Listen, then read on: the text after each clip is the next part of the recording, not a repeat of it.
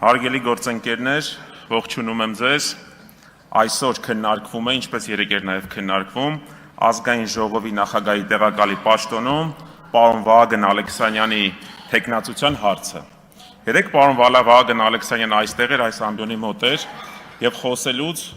այնպես էր խոսում, կարծես ոչ թե Հայաստանի մասին է խոսում, այլ Սինգապուրի մասին է խոսում։ Չգիտեմ, Սինգապուրում եղել եք թե ոչ, պարոն։ Հուսով եմ առիթ կունենաք։ Հայաստանը աշխարհի 113-րդ տնտեսությունն է, պարոն Ալեքսանյան։ Դուք այստեղից այնպես եք ներկայացնում, կարծես գործ ունենք Սինգապուրի հետ, Կաթարի հետ, Քուվեյթի հետ, այն որ եկեք ռեալ նայենք, էլի, կան թվեր, որոնք որ դուք այստեղից կարող եք ասել, չնայած ես ձեր ոգի մեջ գիտեմ ունեք շատ ճարտար լեզու, շատ սիրուն կարողանում եք ներկայացնել, բայց եկեք ըստ բովանդակության, էլի, որտեվ գործն է ի վերջո որոշում։ Եվ ուրեմն, ձեր գործընկերներից մեկը նշել է, որ Հայաստանի Հանրապետությունում ահագին բան է փոխվել։ Այո, ահագին բան է փոխվել։ Առաջինը, աճել է պետական պարտքը, պարոն Ալեքսանյան, 2018 թվականին եղել է 6.9, թող 7 միլիարդ լինի։ Այսօր 14.5 միլիարդ դոլար է, ոնց որ ասում են 15-ն էլ արդեն անցել, պետք է հետևել, որտեվ պարտքը աճում է, էլի, մենք միշտ չի, որ վիճակագրությանը հասցնում ենք հետևել, բայց պարտքը աճում է։ Այսինքն, պետական պարտքը, պարոն Ալեքսանյան, իշխող քաղաքացիական պայմանագիր կուսակցության օրոք աճել է երկու անգամից ավել։ Այսպես, եթե վերցնենք, որ Հայաստանի Հանրապետությունում շուրջ 3 միլիոն մարդ է բնակվում, ոնց որ վերջին տվյալներով 3 միլիոնից ավել է 3.1 հաշվենք։ Ապա եթե բաժանենք պետական պարտքի թվին, ստացվում է, որ Հայաստանի Հանրապետության 1 շնչի հաշվարկով Հայաստանում պետական պարտքը 4700 դոլարի սահմաններում է ստացվում։ Պատկերացնենք 5 հոգանոց հայկական ընտանիք, բոլորը գիտեմ, այսինքն բոլորս ընտանիքներ ունենք, գիտեմ շատերը ունեն մեծ ընտանիքներ, ամենայն հարգանքով, պատկերացրեք 5 հոգանոց ընտանիքը 25000 դոլար պարտք ունի։ Դուք այդ մարդկանց պարտքը եղել է, այսինքն եթե 11-12 ձեր օրոք դարձել է 25000 դոլար։ Սիրելի հայրենակիցներ, խնդրում եմ ուշադրություն դարձնել, 25000 դոլար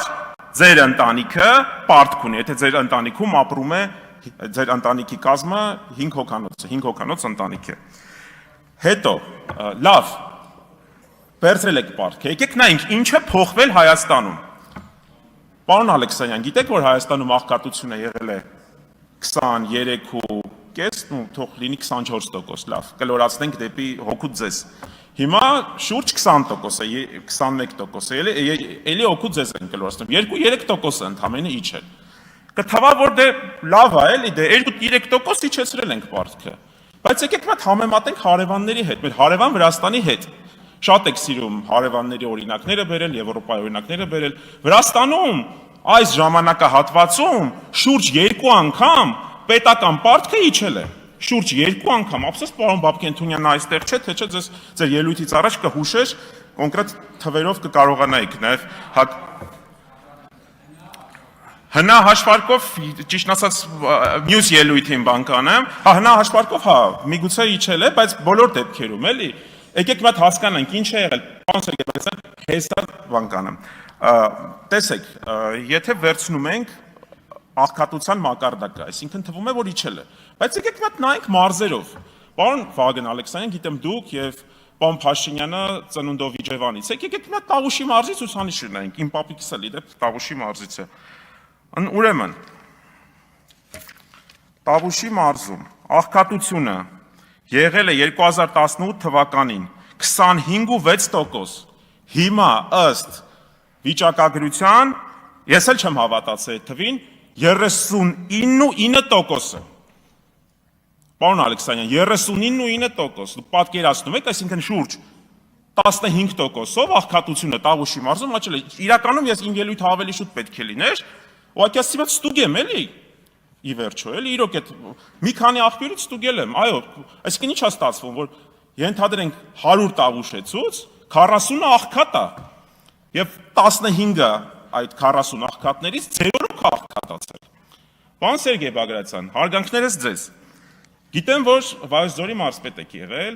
եւ ձեր օրոք Վայոց ձորում աղքատության մակարդակ եւ դուք մարզպետ եք։ Աղքատության մակարդակը ավելի ցածր է եղել, կամ 2018 թվականին ձեր օրոք պետք է նայենք, բայց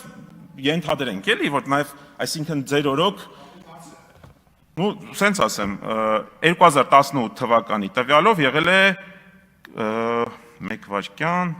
18.6%, ամենացածրերից է եղել ընդ որում։ Հիմա 30% է։ Շուրջ 30%, 30.3%։ Այսինքն աղքատությունը աճում է։ Սիրելի հայրենակիցներ, աղքատությունը Հայաստանի Հանրապետության մարզերում աճում է։ Եվ ես ահազանգում եմ այս ամբիոնից, որ մյուս անգամ որ գաք այս ամբիոնի մոտ, նաև պարոն Ալեքսանյան, ոչ թե խոսեք, այսինքն այս բանը խլեցինք, այն արեցինք, հստակ ասեք լուծումները, թե ոնց եք պատրաստվում այդ աղքատությունը հաղթահարել, որ ժողովուրդը իմանա։ Ինչպես? Ինձ տրամադրել են այդ թվերը վիճակագրական տվյալներով, որ մարզերում աղքատ, ընդ որում ես 2 մարզ նշեցի։ Լավ, թող 15% չաճ, աճել է, ժողովուրդ ջան, աճել է։ Ոնց աճել է։ Սենց ենք, հա, երկիր կառավարում, սենց եք, չէ՞ երկիր կառավարում։ Խոսում եք մանկապարտեզների մասին, որ մանկապարտեզներ են կառուցվում։ Գովելի է, ինչ խոսք։ Բայց եկեք նաև այդ դպրոցների հարցին անդրադառնանք, պարոն Ալեքսանյան։ Դուք գիտեք, որ Հայաստանում քանի դպրոց է փակվում։ Այսօր, ոչ թե 2017-ին, 18-ին, Տիկին Արեգա Հովսեփյանը ասեց, որ մենք դատապարտում ենք մանկապարտեզների վաճառքը, բայց դատապարտում ենք նաև դպրոցների փակումը։ Հայաստանի Հանրապետությունում, ընդ որում այս տվյալը առավոտյան ինձ ասին 180, հեսա կասեմ, շուրջ 180 դպրոց է փակվում, քիչ առաջ ճշտեցի 226 է այդ տվյալը։ Ընդ որում,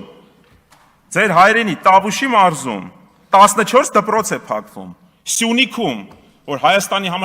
համար բոլոր մարզերն են կարևոր, բայց Սյունիքը առավել ռազմավարական նշանակություն ունի։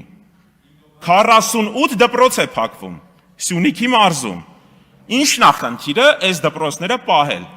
Պարոն Ալեքսանյան, ինչն է խնդիրը, որ ձեր քաղաքական ուժը այդ դպրոցները ուզում է փակել։ Ինչն է խնդիրը, եկեք կրթության նախարարը կգա առանձին նաև կրթության նախարարին այդ հարցերը կուղենք, բայց դուք ունեք այդ պատմական հնարավորությունը